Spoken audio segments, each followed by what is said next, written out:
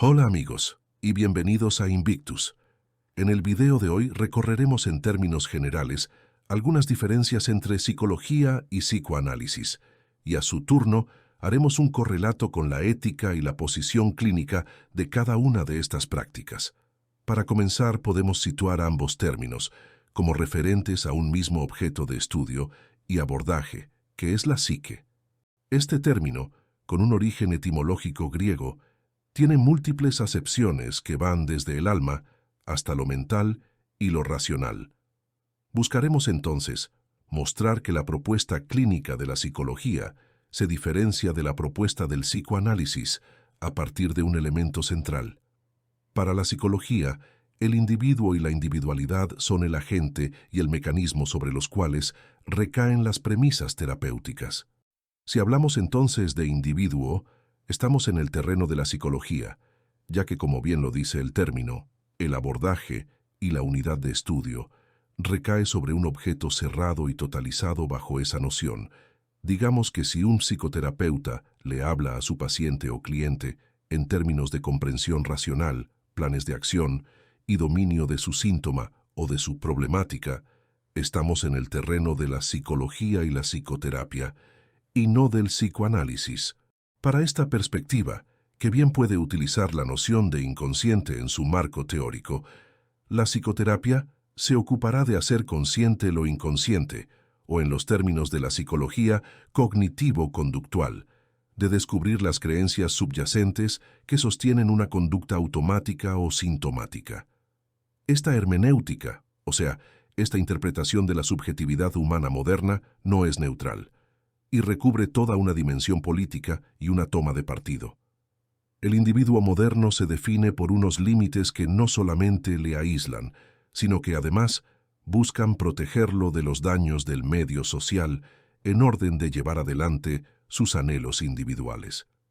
Para el campo de lo psicológico y específicamente lo psicoterapéutico, es posible nombrar una serie de discursos que hacen uso de estrategias individualistas como método para llegar a un bienestar.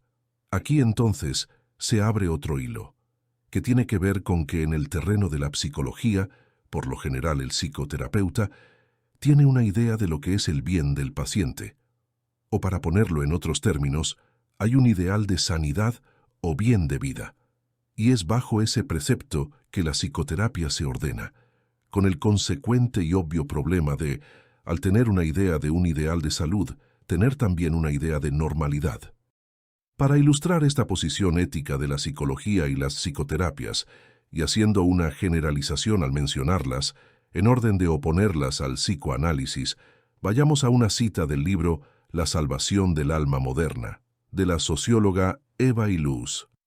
Ella dice: aquello que es más inquietante de la modernidad es la burocratización, el narcisismo, la construcción de un falso yo, el control de las vidas modernas por parte del Estado, el colapso de las jerarquías culturales y morales, la intensa privatización de la vida causada por la organización social capitalista.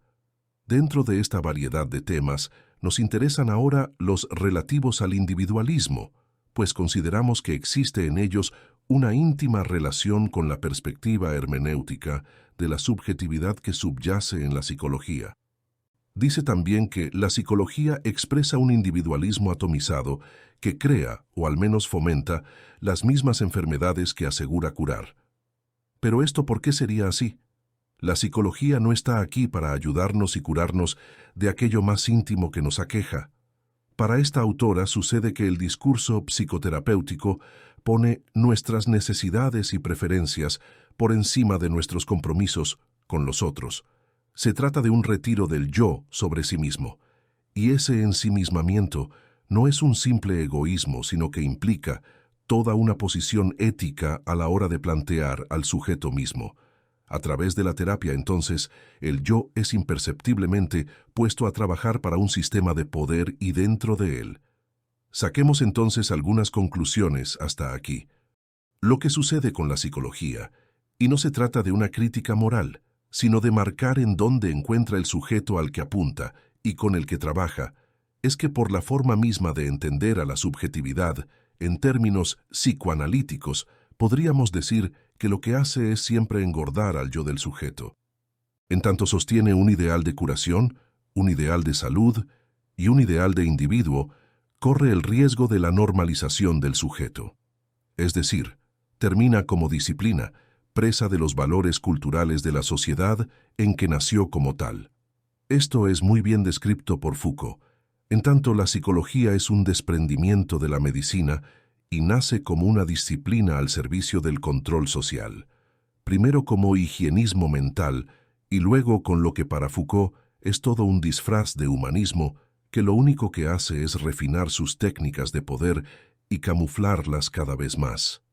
Esta misma crítica podría valer para el psicoanálisis si tomamos a ese autor. Pero continuemos intentando hacer una diferenciación. Si hablamos de psicología, podemos hablar de narrativas terapéuticas, que son discursos que desde el campo de la psicología han pasado al grueso de la población y se constituyeron como un nuevo código para pensarse y guiarse. Tales discursos no son privativos del ámbito de la psicología, por lo cual podrían agruparse una serie de prácticas que van desde la cura por la palabra, libros de autoayuda, grupos de apoyo, programas de reafirmación personal, hasta shows televisivos y películas. Hablamos pues de todas aquellas producciones relacionadas con ciertos códigos narrativos del yo encaminados a guiarlo y conformarlo. Ahí está el corazón del sujeto con el que trata la psicología. Le habla al yo del sujeto.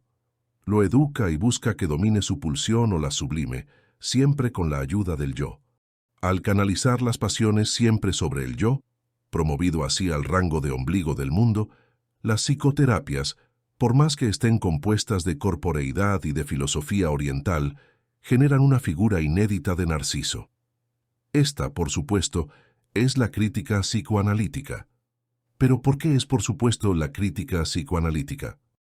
Bueno, porque es evidente cómo las narrativas terapéuticas basadas en las premisas anteriores se alejan diametralmente de un abordaje que parte de la división fundamental de un sujeto que no se termina en un yo, sino que también implica lo inconsciente, aquella marca del otro en él, que lo constituyó con esa unicidad irrepetible, y de la que está alienado pero indefinidamente ligado. En tanto, cada cual es quien es, debido a la marca del otro que lo sumergió en el lenguaje y la cultura, que nominó el mundo y las cosas con palabras, en un proceso vivido pasivamente. En psicoanálisis, si bien el sufrimiento de una persona tiene coordenadas históricas, en el caso de la propuesta de Lacan, y a diferencia de las narrativas que venimos mencionando, no es la historia de un yo o de una identidad la que se despliega, sino de la historia que hace presente un saber no sabido, aquel que un psicoanálisis hace reconocer. En palabras de Lacan, lo que enseñamos al sujeto a reconocer como su inconsciente es su historia, es decir, que lo ayudamos a perfeccionar la historización actual de los hechos que determinaron ya en su existencia cierto número de vuelcos históricos. Pero si han tenido ese papel ha sido ya en cuanto hechos de historia, es decir, en cuanto reconocidos en cierto sentido o censurados en cierto orden. Si mi historia y la posición que sostengo en el mundo y la que sostengo con los demás y conmigo mismo viene de mi fundación por un otro, esta historización no puede ser individual, pues se da en la continuidad intersubjetiva del discurso. Lacan habla de un inconsciente transindividual. Lacan elabora una noción de sujeto que está inundada de otredad, incluso fundada en ella. A medida que Lacan construye una definición del inconsciente como discurso del otro, el planteamiento muestra una particularidad notable para pensar la experiencia humana. Los síntomas, la personalidad y el sujeto mismo, digamos, es un campo que se funda en la afectación por un otro, donde el mismo yo es reflejo de eso inconsciente que lo afecta y de lo que, digamos, poco puede ser responsable a priori. De lo anterior se desprende, en primer lugar, la imposibilidad de responder desde el yo a la pregunta por ¿quién habla?, cuando nos colocamos en el ámbito del sujeto del inconsciente, y en segundo lugar, el efecto de escisión sufrido por la subordinación al lenguaje. Retomando la revisión que hacíamos, la pregunta que seguiría es la de qué tipo de efectos tiene una terapéutica, la cual, al contrario de lo recién mencionado, tiene como principio a un individuo, valga la redundancia, no dividido. Si pensamos que de los objetivos surgiría un resultado directo, hablaríamos de individuos que se bastan a sí mismos. Y nuevamente, es necesario repetir, no se trata de una crítica moral, sino más bien de entender la concepción y hermenéutica que hace del sujeto la psicología y, por otro lado, el psicoanálisis. Esto no quiere decir que los otros quedan completamente borrados, sino que la cultura terapéutica actual convierte la capacidad de salvaguardar el interés propio en sinónimo de salud mental. La salud mental, entonces, deviene un objetivo que se alcanza de una determinada manera. Y a su vez, si se alcanza de determinada manera, es porque más o menos explícitamente está cernida a determinados asuntos y formas de vivir. Podrá notarse que estamos hablando de algo muy cercano a aquellas formas de locura que Lacan retoma de Hegel. Delirio de infatuación, alma bella, ley del corazón, tienen en común la aparición de una certeza que no ha sido puesta en relación. En Hegel, hay una reciprocidad entre el individuo y lo social. Sin embargo, señala las anteriores modalidades del individuo para describir momentos en los que ese lazo se corta. Se refiere a casos en los que las singularidades se desprenden de la universalidad y buscan darse un fin propio a partir de la idea de que se bastan a sí mismas, teniendo como meta la felicidad y la satisfacción. Lo particular de esta identificación ideal es que ha evitado el pasaje por el campo del otro. Cuando las narrativas psicoterapéuticas de las que hemos hablado proponen la autonomía del individuo, lo que hemos podido observar es que apuntan a una libertad y a un bastarse a sí mismo que, paradójicamente, están ligados a los ideales más imperiosos de nuestra época. Bajo la apariencia de libertad, se oferta adaptación e identificación a un ideal que borra lo particular del deseo de cada sujeto, para decirlo en términos psicoanalíticos. En psicoanálisis es justamente esa falla que funda al sujeto siempre dividido por su inconsciente y por un saber no sabido que lo sorprende dándole un golpe, tanto a través de un acto fallido como de la repetición, que siempre encuentra la manera de camuflarse. El sujeto del psicoanálisis no es que sea comunitarista, pero tampoco individualista, lo cual sí aparece como riesgo cierto en la psicología.